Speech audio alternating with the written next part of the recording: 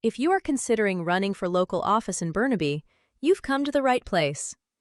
This 13-minute orientation is your guide to local elected office in our city. We'll cover how local government works in Burnaby, including the role of city council and staff, how decisions are made to serve our community, and how residents can participate and run for local elected office. First, let's talk about where municipalities fit within Canada's broader system of government.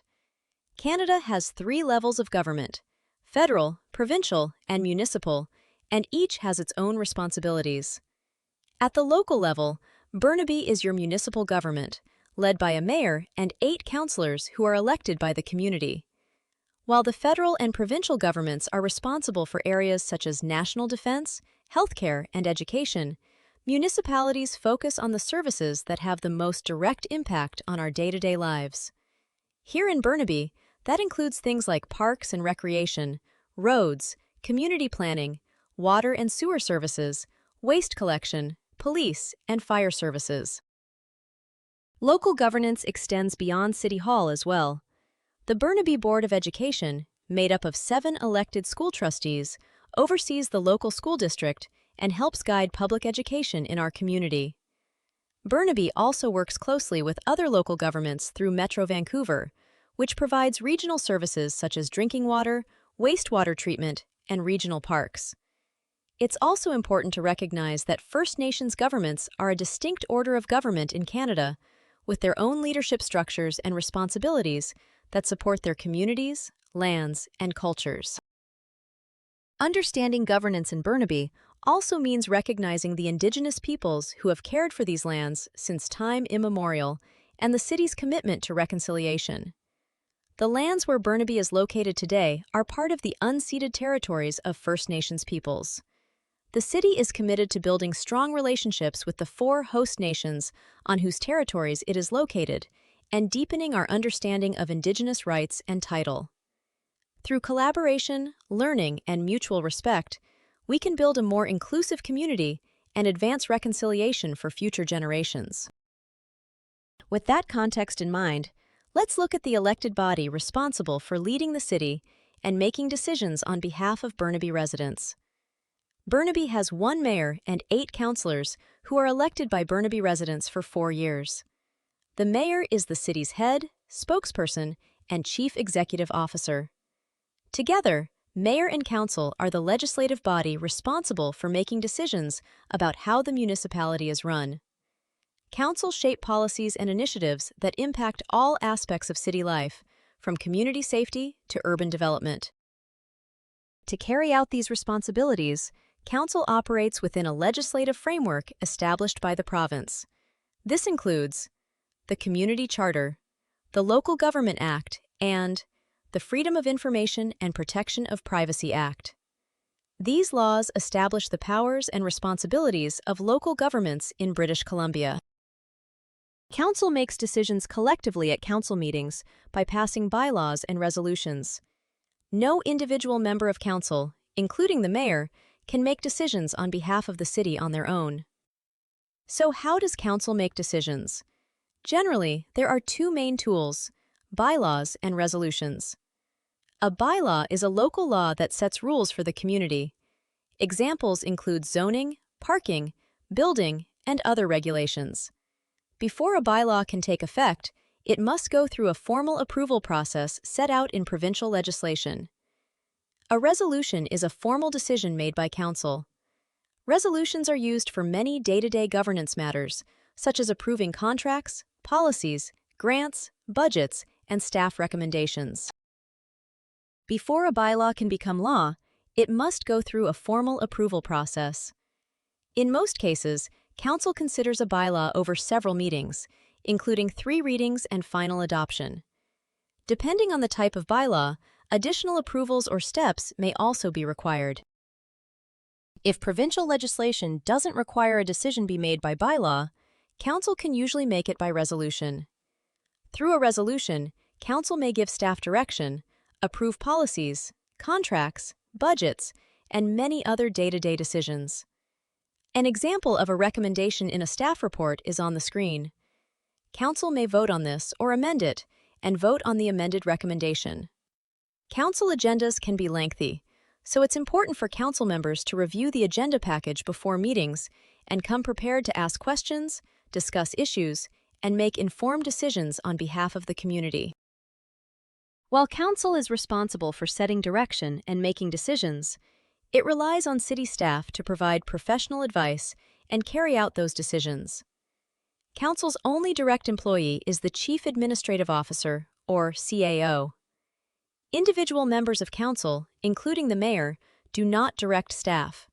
Instead, the CAO takes direction from council as a whole through decisions made at council meetings. The CAO and general managers make up Burnaby's city leadership team. They attend council meetings to provide advice, answer questions, and support informed decision-making. Of course, delivering services and carrying out council's priorities requires funding. Let's take a look at how municipalities are financed. Property taxes are the largest source of revenue for Burnaby, with residents and businesses contributing based on their property value. But the city doesn't keep every tax dollar collected. Of every $1 in property taxes, Burnaby retains 52 cents and forwards 48 cents to the province and other authorities. In 2026, Burnaby's share of property taxes generated about $430 million. The city also receives revenue from sources like building permits, business licenses, recreation fees, investment income, and community benefit contributions. Municipalities have limited options for raising revenue and must work within provincial legislation. Unlike provincial and federal governments, municipalities are required to balance their budgets every year, meaning expenses cannot exceed revenues. Lastly, city revenues fund the services people rely on every day, including community safety, parks and recreation, cultural programs, roads, and essential infrastructure maintenance. Major projects and asset replacements, such as new amenities or infrastructure upgrades, are typically funded through reserves set aside for capital investments. Once priorities and budgets are established, council's work continues through a series of public meetings where decisions are discussed and approved. Burnaby City Council typically meets twice a month, and most meetings are open to the public, both in person and online. Agendas, recordings, and meeting minutes are available on the city's website. Council can only meet privately for specific reasons allowed by law, such as legal, personnel, or confidential contract matters. This is outlined in Section 90 of the Community Charter. Council may also hold public hearings, special meetings, and committee of the whole meetings to discuss issues in greater detail before decisions are made. The mayor chairs meetings and helps guide discussion, but decisions are made collectively by council through majority vote. Councilors consider community priorities, debate issues, and make decisions on behalf of the community as a whole. Council is also supported by advisory bodies, including committees, commissions, and boards. These groups provide expertise and community perspectives on a variety of topics. While they don't make decisions, they can make recommendations for council's consideration. Underpinning all of this work is a commitment to transparency, accountability, integrity, respect, and clear roles between council and staff. Burnaby's Code of Conduct sets expectations for elected officials and helps ensure respectful, ethical, and accountable governance. Just as importantly, healthy local government depends on constructive dialogue and respectful engagement from everyone involved.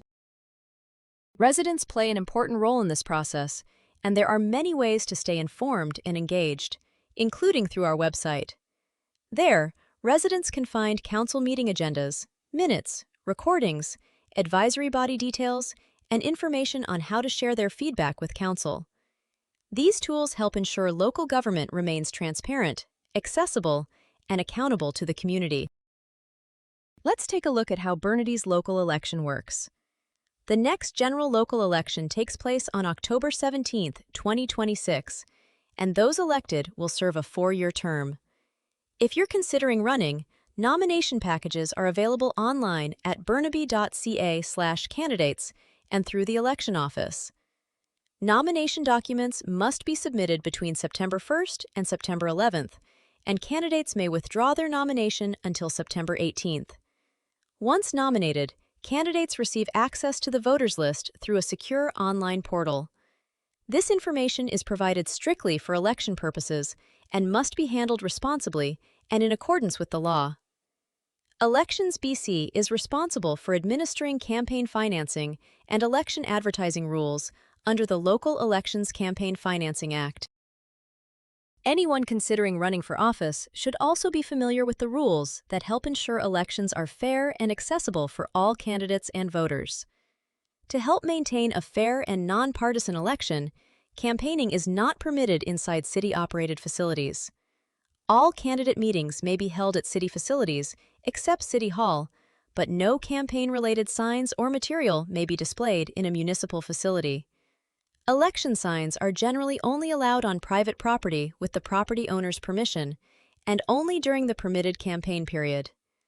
The Local Government Act also prohibits candidates from canvassing and posting or distributing election advertising within 100 meters of voting location. Once campaigning concludes, residents have several opportunities to cast their ballots and participate in the democratic process. These include advance voting, voting on General Voting Day, and voting by mail. Polls are open 8 a.m. to 8 p.m. on voting days.